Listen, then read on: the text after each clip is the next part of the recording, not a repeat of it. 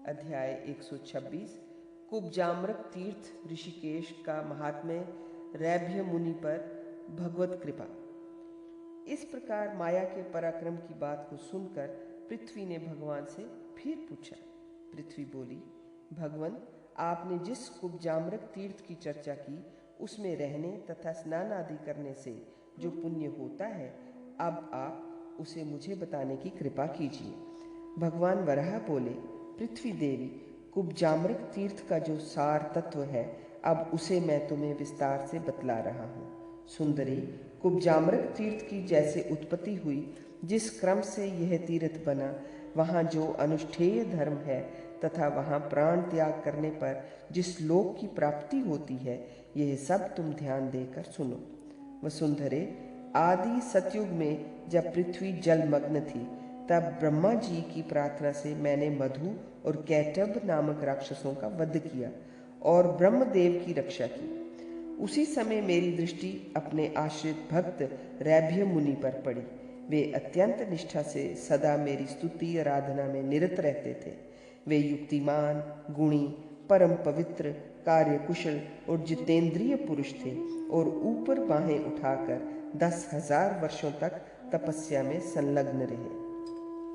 वे 1,000 वर्षों तक केवल जल पीकर तथा 500 वर्षों तक शैवाल खाकर तपस्या करते रहे। देवी, महात्मा रैभ्य की इस तपस्या से मेरा हृदय करुणा से अत्यंत विहल हो उठा। उस समय हरिद्वार के कुछ उत्तर पहुंचकर मैंने एक आम्र के वृक्ष का आश्रय लिया और उन मुनि को तपस्या करते देखा। मेरे आश्रय लेने से वह आम्र वृक्ष थोड़ा कुबड़ा हो गया। मनस्विनी, इस प्रकार वह स्थान कुब्जाम्रक नाम से प्रसिद्ध हो गया। यहाँ पर मरने वाला व्यक्ति भी मेरे लोक में ही रह जाता है। मैंने रैभ्य मुनि को कुबड़े आम्र वृक्ष का रूप धारण कर दर्शन दिया था। फिर भी वे मुझे पहचान गए और घुटनों के बल भूमि पर गिरकर मेरी स्तुति की। वसुंधरे, अपने व्रत में अडिग रहने वाले उन मुनि को इस प्रकार अपनी स्तुति तथा प्रणाम करते देखकर मैंने प्रसन्न मन से उन्हें वर मांगने के लिए कहा। मेरी बात सुनकर उन तपस्वी ने मीठी वाणी में कहा, भगवान, आप जगत के स्वामी हैं और याचना करने वालों की आशा पूर्ण करते हैं। भगवान मधुसूदन, यदि आप मुझ पर प्रसन्न हैं तो मैं ये चाहता हूँ कि जब तक ये संसार रहे तथा अन्य लोक रहें, तब तक आपका यहाँ निवास हो, और जनार्दन, जब तक आप यहाँ स्थित रहें तब तक आप में मेरी निष्ठा बनी रहे। प्रभु, यदि आप मुझ पर संतुष्ट हैं तो मेरा यह मनोरथ पूर्ण करने की कृपा कीजिए। वसुंधरे, उस समय ऋषिवर रैभ्य की बात सुनकर पुनः मैंने कहा, ब्रह्म ऋषि, बहुत ठीक, ऐसा ही होगा। फिर उन ब्राह्मण ने बड़े हर्ष के साथ मुझसे कहा, प्रभु, आप इस प्रधान तीर्थ की महिमा भी बतलाने की कृपा करें और मैं उसे सुनूं। यही नहीं, इस क्षेत्र में अन्य भी जितने क्षेत्र हैं उनका भी आप महात्म्य बतलाएं।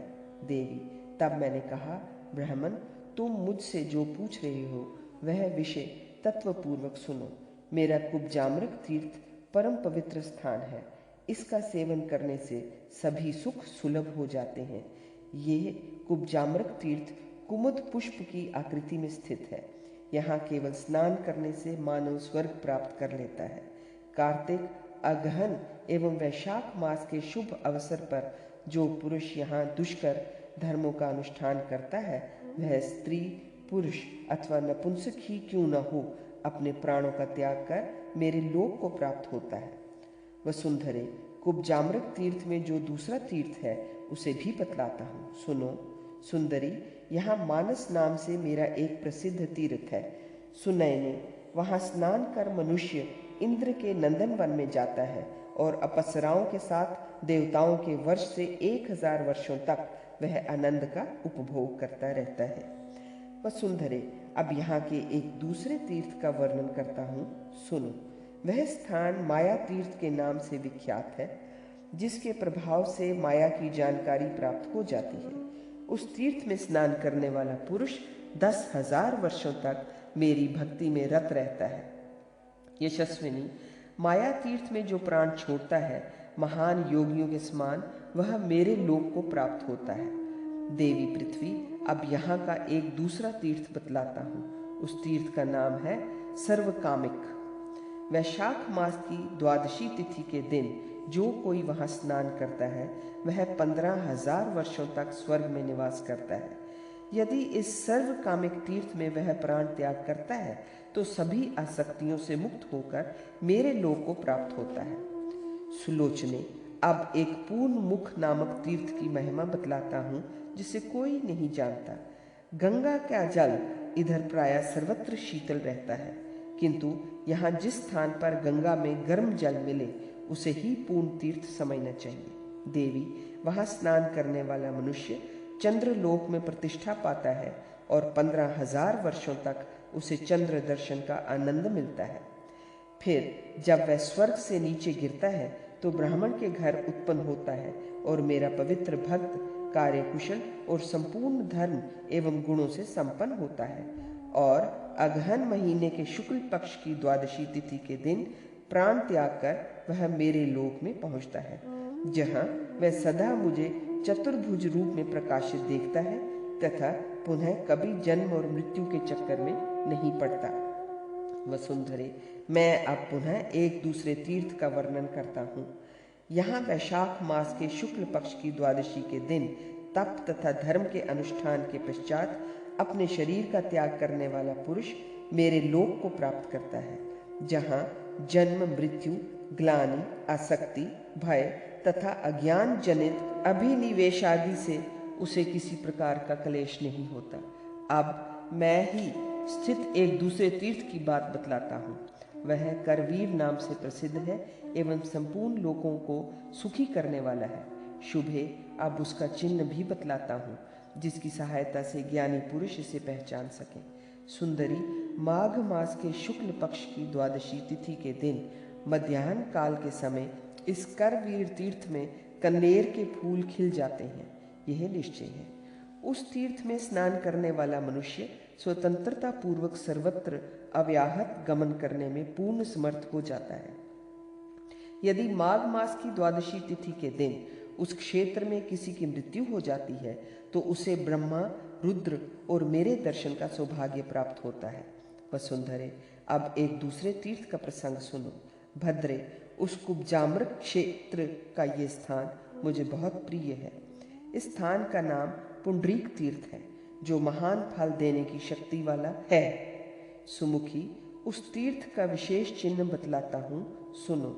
सुंदरी, द्वादशी तिथि के दिन मध्याह्न काल में वहाँ रथ के चक्के की आकृति वाला एक कछुआ विचरण करता है। वसुमती, अब तुमसे इसके विषय में एक दूसरी बात बताता हूँ, उसे सुनो। सुंदरी, वहाँ अवगाहन करने पर पुंडरीक यज्ञ के अनुष्ठान का फल मिलता है। यदि वहाँ किसी की मृत्यु होती है तो उसे 10 पुंडरीक यज्ञों के अनुष्ठान का फल प्राप्त होता है। अब मैं कुब्जाम्रक में स्थित एक दूसरे अग्नि तीर्थ की बात बतलाता हूँ, उसे सुनो देवी। द्वादशी तिथि के दिन पुण्यात्मा लोगों को ही इस तीर्थ की स्थिति ज्ञात होती है। कार्तिक, अगहन, आषाढ़ एवं वैशाख मास के शुक्ल पक्ष की द्वादशी के दिन जो पुरुष उस तीर्थ में यत्न पूर्वक निवास करता है वह उस तीर्थ का रहस्य जान सकता है। वसुंधरे, उस तीर्थ का चिन्ह यह है कि हेमंत ऋतु में तो वहाँ का जल उष्ण रहता है पर ग्रीष्म ऋतु में वह शीतल हो जाता है। महाभागे, इस विचित्रता के कारण इस स्थान का नाम अग्नि तीर्थ पड़ गया है। देवी, अब एक दूसरे तीर्थ का परिचय देता हूँ, उसका नाम वायव्य तीर्थ है। उस तीर्थ में जो स्नान करके तर्पण आदि कार्य करता है उसे वाजपेय यज्ञ का फल प्राप्त होता है। यह वायव्य तीर्थ एक सरोवर के रूप में है। वहाँ केवल 15 दिनों तक रहकर मेरी उपासना करते हुए जिसकी मृत्यु हो जाती है उसका इस पृथ्वी पर पुनः जन्म या मरण नहीं होता। वह 4 भुजाओं से युक्त होकर मेरा सारूप्य प्राप्त करके मेरे लोक में प्रतिष्ठा प्राप्त करता है। उस वायव्य तीर्थ की पहचान ये है कि वहाँ वन में पीपल के ऐसे वृक्ष हैं जिनके पत्ते 24 द्वादशियों को निरंतर हिलते ही रहते हैं। पृथ्वी, अब कुब्जाम्रक तीर्थ के अंतर्वर्ती शक्र तीर्थ का परिचय देता हूँ। वसुंधरे, वहाँ इंद्र हाथ में वज्र लिए सुशोभित रहते हैं। महातपे उस तीर्थ में 10 रात्रि उपवास रहकर जो मनुष्य मर जाता है वह मेरे लोक को प्राप्त कर लेता है। इस शक्र तीर्थ के दक्षिण भाग में 5 वृक्ष खड़े हैं, यही उसकी पहचान है। देवी वरुण देव ने 12,000 वर्षों तक इस कुब्जामृत तीर्थ में तपस्या की थी, अतः यहाँ स्नान करने से व्यक्ति 8,000 वर्षों तक वरुण लोक में प्रतिष्ठा प्राप्त करता है। वहां ऊपर से पानी की एक धारा निरंतर गिरती रहती है, यही उस तीर्थ की पहचान है। पृथ्वी उक्त कुब्जामृत तीर्थ में सप्त सामुद्रिक नामक भी एक श्रेष्ठ स्थान है। उस तीर्थ में स्नान करने वाला धर्मात्मा मनुष्य 3 अश्वमेध यज्ञों का फल पा लेता है। यदि आसक्ति रहित होकर कोई प्राणी 7 रातों तक यहाँ निवास कर प्राण त्याग करता है तो वह मेरे लोक में चला जाता है। सुंदरी, आप उस सप्त सामुद्रिक तीर्थ का लक्षण बताता हूँ, सुनो। वैशाख मास के शुक्ल पक्ष की द्वादशी तिथि के दिन वहाँ एक विशेष चमत्कार दिखता है।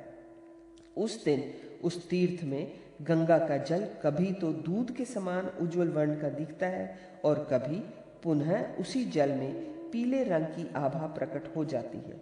फिर वही कभी लाल रंग में परिणत हो जाता है और फिर थोड़ी देर बाद ही उसमें मरकतमणि तथा मोती के समान झलक आने लगती है। आत्मज्ञानी पुरुष इन्हीं चिन्हों से उस तीर्थ का ज्ञान प्राप्त करते हैं। शुभांगी, कुब्जामृत तीर्थ के मध्यवर्ती एक अन्य महान तीर्थ का अब तुम्हें परिचय देता हूँ। भगवान में भक्ति रखने वाले समस्त पुरुषों के प्रिय उस तीर्थ का नाम है मानसर। उसमें स्नान करने पर मानवों को मानसरोवर में जाने का सौभाग्य प्राप्त होता है। वहां इंद्र, रुद्र एवं मरुदगण आदि संपूर्ण देवताओं का उसे दर्शन मिलता है। वसुंधरे, इस तीर्थ में यदि कोई मनुष्य 30 रात्रियों तक निवास कर मृत्यु को प्राप्त होता है तो वह संपूर्ण संगों से मुक्त होकर मेरे लोक को प्राप्त करता है। अब मानसर तीर्थ का स्वरूप बतलाता हूँ, जिससे मनुष्यों को उसकी पहचान हो जाए, जानकारी प्राप्त हो सके। वह तीर्थ 50 कोस के विस्तार में है। अब तुम्हें एक दूसरी बात बताता हूँ, उसे सुनो। इस कुब्जामृत तीर्थ में बहुत पहले एक महान अद्भुत घटना घट चुकी है। उसका प्रसंग ये है, जहाँ मेरे भोग की सामग्री रखी पड़ी रहती थी, वहीं एक सर्पणी निर्भय होकर निवास करती थी। वह अपनी इच्छा से चंदन, माला आदि पूजन की वस्तुओं को खाया करती। इतने में ही एक दिन वहां कोई नेवला आ गया और उसने स्वच्छंदता से आनंद करने वाली उस सर्पणी को देख लिया। अब उस नेवले और सर्पणी में भयंकर युद्ध छिड़ गया। उस दिन माघ मास की द्वादशी तिथि थी और दोपहर का समय था। यह संघर्ष मेरे उस मंदिर में ही पर्याप्त समय तक चलता रहा। अंत में सर्पणी ने नेवले को डस लिया। साथ ही विषद दग्ध नेवले ने भी उस सर्पणी को तुरंत मार गिराया। इस प्रकार वे दोनों आपस में लड़कर मर गए। अब वह नागिन प्रागज्योतिषपुर के राजा के यहाँ एक राजकुमारी के रूप में उत्पन्न हुई। इधर उसी समय कौशल देश में उस नेवले का भी एक राजा के यहाँ जन्म हुआ। देवी, वह राजकुमार रूपवान, गुणवान और संपूर्ण शास्त्रों का ज्ञाता तथा सभी कलाओं से युक्त था। दोनों अपने अपने घर सुखपूर्वक रहते हुए इस प्रकार बढ़ने लगे जैसे शुक्ल पक्ष का चंद्रमा प्रति रात्रि बढ़ता दिखता है। पर वह कन्या यदि कहीं किसी नेवले को देख लेती तो तुरंत उसे मारने के लिए दौड़ पड़ती। इसी प्रकार इधर राजकुमार भी जब किसी नागिन या सांपनी को देखता तो उसे मारने के लिए तुरंत उद्यत हो जाता। कुछ दिन बाद मेरी कृपा से कौशल देश के राजकुमार ने ही उस कन्या का पाणी ग्रहण किया और इसके बाद वे दोनों लाक्षा एवं काष्ठ की तरह एक साथ रहने लगे। जान पड़ता था मानो इंद्र और शची नंदनवन में विहार कर रहे हों। वसुंधरे, इस प्रकार उस राजकुमार एवं राजकुमारी के परस्पर प्रेम पूर्वक रहते हुए पर्याप्त समय व्यतीत हो गया। वे दोनों उपवन में एक साथ आनंद पूर्वक इस प्रकार विहार करते मानो समुद्र और उसकी वेला।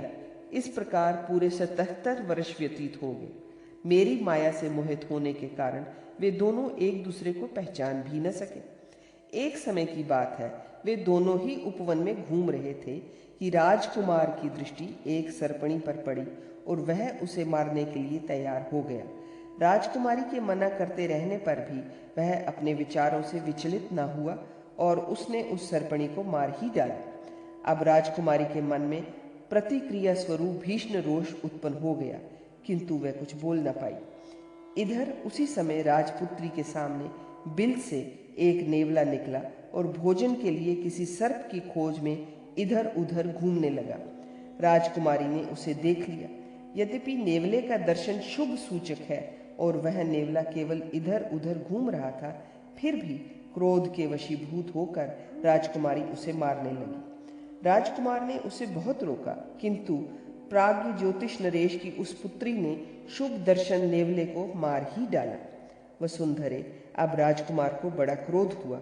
उसने राजकुमारी से कहा, देवी, स्त्रियों के लिए पति सदा आदर का पात्र होता है और मैं तुम्हारा पति हूँ, किंतु तुमने मेरी बात को निष्ठुरता पूर्वक ठुकरा दिया।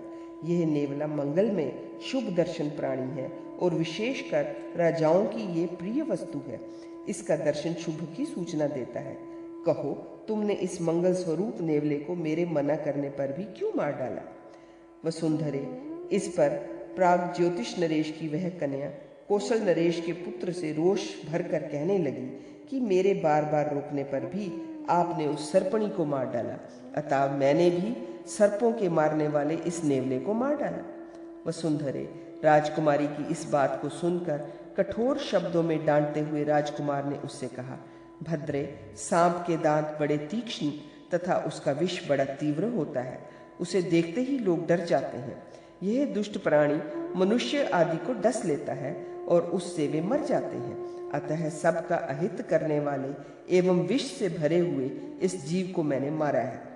इधर प्रजा की रक्षा करना राजाओं का धर्म है। जो बुरे मार्ग पर चलते हैं उनकी उचित तथा कठोर दंडों द्वारा ताड़ना करना हमारा कर्तव्य है। जो निरपराध साधुओं एवं स्त्रियों को भी कलेश पहुंचाते हैं, वे भी यथार्थ राजा धर्म के अनुसार दंड के पात्र हैं और वध के योग्य हैं। मुझे तो राजधर्मों का पालन करना ही चाहिए, पर मुझे तुम ये तो बताओ कि इस नेवले का क्या अपराध था? यह दर्शनीय एवं सुंदर रूप वाला था। ये राजाओं के घर में पालन योग्य तथा शुभ दर्शन और पवित्र माना जाता है, फिर भी तुमने इसे मार डाला। तुमने मेरे बार बार मना करने पर भी इस नेवले को मारा है, अतएव अब से तुम मेरी पत्नी नहीं रही और न अब मैं तुम्हारा पति रह गया। अधिक क्या, स्त्रियां सदा अवध्य बतलाई गई हैं, इसी कारण मैं तुम्हें छोड़ देता हूँ और तुम्हारा वध नहीं करता। देवी, राजकुमारी से इस प्रकार कहकर राजकुमार अपने नगर लौट गया। क्रोध के कारण उन दोनों का परस्पर सारा स्नेह नष्ट हो गया। धीरे धीरे मंत्रियों द्वारा यह बात कौशल नरेश को विदित हुई तो उन्होंने उन मंत्रियों के सामने ही द्वारपालकों को आज्ञा देकर राजकुमार और वधू को आदरपूर्वक बुलवाया। पुत्र और पुत्र वधू को अपने पास उपस्थित देखकर राजा ने कहा, पुत्र, तुम लोगों में जो परस्पर अकृत्रिम और अपूर्व स्नेह था वह सहसा कहाँ चला गया? तुम लोग परस्पर अब सर्वथा विरुद्ध कैसे होगे? पुत्र, ये राजकुमारी कार्यकुशल, सुंदर स्वभाव वाली एवं धर्मनिष्ठ है। आज से पहले इसने हमारे परिवार में भी कभी किसी को अप्रिय वचन नहीं कहा है, अतः तुम्हें इसका परित्याग कदापि नहीं करना चाहिए। तुम राजा हो, तुम्हारा राजधर्म ही मुख्य धर्म है और उसका पालन स्त्री के सहारे ही हो सकता है। अहो, लोगों का ये कथन परम सत्य ही है कि स्त्रियों के द्वारा ही पुत्र एवं कुल का संरक्षण होता है। पृथ्वी, उस समय राजपुत्र ने पिता की बात आदरपूर्वक सुन ली और उन दोनों के चरणों को पकड़कर वह कहने लगा, पिताजी, आपकी पुत्र वधू में कहीं कोई भी दोष नहीं है, किंतु इसने बार बार रोकने पर भी मेरे देखते ही देखते एक नेवले को मार डाला। उसे सामने मरा पड़ा देखकर मुझे क्रोध आ गया और मैंने कह दिया कि अब ना तुम मेरी पत्नी हो और न मैं तुम्हारा पति। महाराज, बस इतना ही कारण है और कुछ नहीं। पृथ्वी, इस प्रकार अपने पति की बात सुनकर प्राज्ञ ज्योतिषपुर की उस कन्या ने भी अपने श्वशुर को सिर झुकाकर प्रणाम किया और कहने लगी, इन्होंने एक सर्पणी को, जिसका कोई भी अपराध न था तथा जो अत्यंत भयभीत थी, मेरे सैकड़ों बार मना करने पर भी उसे मार डाला। सर्पिणी की मृत्यु देखकर मेरे मन में बड़ा क्षोभ और दुख हुआ, पर मैंने इनसे कुछ भी नहीं कहा। बस यही इतनी सी ही बात है। वसुंधरे, उस कौशल देश के राजा ने अपने पुत्र और पुत्र वधू की बात सुनकर सभा के बीच में ही उन दोनों से बड़ी मधुर वाणी में कहना आरंभ किया। वे बोले, पुत्री, इस राजकुमार ने तो सर्पिणी को मारा और तुमने नेवले को। फिर इस बात को लेकर तुम लोग आपस में क्यों क्रोध कर रहे हो? ये तो बतलाओ। पुत्र, नेवले के मर जाने पर तुम्हें क्रोध करने का क्या कारण है? अथवा राजकुमारी, यदि सर्पिणी मर गई तो इसमें तुम्हारे क्रोध का क्या कारण है? उस समय कौशल नरेश को आनंद देने वाला उस यशस्वी राजकुमार ने पिता की बात सुनकर मधुर स्वर में कहा, महाराज, इस प्रश्न से आपका क्या प्रयोजन है? आप इसे ना पूछें। आपको जो कुछ पूछना हो वह इस राजकुमारी से ही पूछिए। पुत्र की बात सुनकर कौशल नरेश ने कहा, पुत्र, बताओ, तुम दोनों के बीच स्नेह विच्छेद का क्या कारण है? पुत्रों में जो योग्य होने पर भी अपने पिता के पूछने पर गोपनीय बात छिपा लेते हैं, वे अधम ही हैं। उन्हें तप्त बालुकामय घोर रौरव नरक में गिरना पड़ता है। किंतु जो शुभ अथवा अशुभ सभी बातों को पिता के पूछने पर बता देते हैं, ऐसे पुत्रों को वह दिव्य गति मिलती है जिसे सत्यवादी लोग पाते हैं। अतएव पुत्र, तुम्हें मुझसे वह बात अवश्य बतलानी चाहिए जिसके कारण गुणशालिनी पत्नी के प्रति तुम्हारी प्रीति समाप्त हो गई है। पिता की ये बात सुनकर कौशल वासियों के आनंद को बढ़ाने वाले उस राजकुमार ने जनमानस में स्नेह सनी वाणी से कहा, पिताजी, यह सारा समाज यथा योग्य अपने अपने स्थान पर पधारे। कल प्रातः काल जो आवश्यक बात होगी मैं आपसे निवेदन करूंगा। रात्रि के समाप्त होने पर प्रातः काल दुधुम्बियों के शब्दों से तथा सूत, मागध एवं वंदी जनों की वंदनाओं से कौशल नरेश जगाएंगे। इतने में ही कमल के ही समान आंखों वाला वह महान यशस्वी राजकुमार भी स्नान कर मंगल द्रव्यों सहित राजद्वार पर उपस्थित हुआ। द्वारपाल ने राजा के पास पहुंचकर इसकी सूचना दी और कहा, महाराज, आपके दर्शन की लालसा से राजकुमार दरवाजे पर उपस्थित हैं।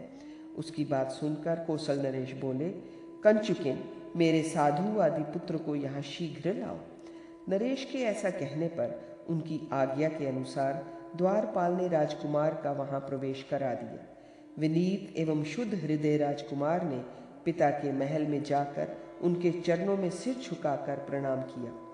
पिता ने भी आनंद पूर्वक राजकुमार को जय जीव कहकर दीर्घजीवी होने का आशीर्वाद दिया और उन्होंने हंसकर अपने पुत्र राजकुमार से कहा, शुभोदय, मैंने पहले तुमसे जो पूछा था वह बात बताओ।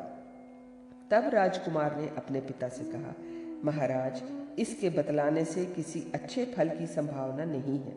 राजेंद्र, यदि आप इसे सुनने के लिए उत्सुक ही हैं तो मेरे साथ कुब्जामृत तीर्थ में चलने की कृपा करें।